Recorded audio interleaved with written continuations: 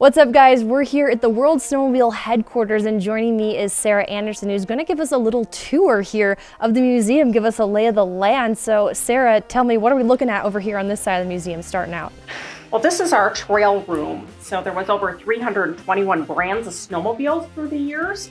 And then we focus on some people groups in here as well. So we've got our International Snowmobile Hall of Fame, 31 years strong. Without these key people, we wouldn't have the sport of snowmobiling. Everything from inventors, people in publishing, all different kinds of volunteers, Bobby Unser, adventure groups, the guys that went Minnesota to Moscow, the guys that went to the North Pole. It just goes on and on. Wow. Now we're talking about this international row of snowmobiles. I assume we're looking at Scandinavia, the US, Japan. Just what are some of the countries here that are featured in the museum? Oh, there's a lot of Canadian companies as well. We have Bombardier and the Skidoo brand. That started out in the late 20s, and then Skidoo was in 1960. So it's a whole variety of sleds. Good deal. Now we're looking at some real old school machinery over here on our right-hand side. What are we looking at? Over here is our antique row. Most of them started out as rear engine machines.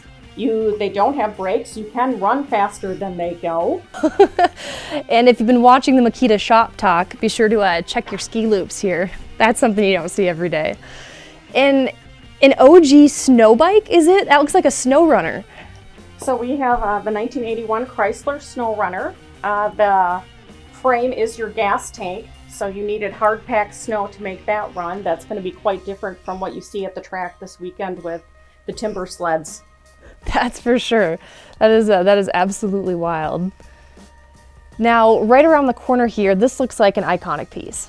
This is probably the most unique snowmobile in the museum. It's one of a kind. It's kind of our Evel Knievel era, the Spirit of 76.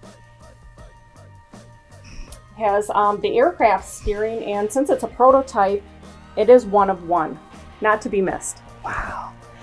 Now over here we have hardware of a different sort, some rings, and you would use the words the Super Bowl of snowmobile racing. So what are we looking at over here? In Eagle River, there's a lot of pageantry and tradition that goes with competing here. It's the World Championship, so it makes our track unique. So we do have a ring ceremony if you qualify into the top 10 through the years. So you're taking a look at some of that hardware through the years. Gotcha. Let's take a look on back in this third leg of the tour here. Looks like one of our final rooms after you. Yeah, so we're walking into our race room back here. So you'll see a lot of the sleds look modified, or they're set up for racing. So you're going to see some curved handlebars, shorter skis with carbides, and several World Championship sleds.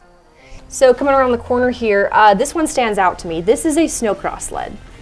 Correct. This was the first four-stroke to win the World Championship here in Eagle River in 2008.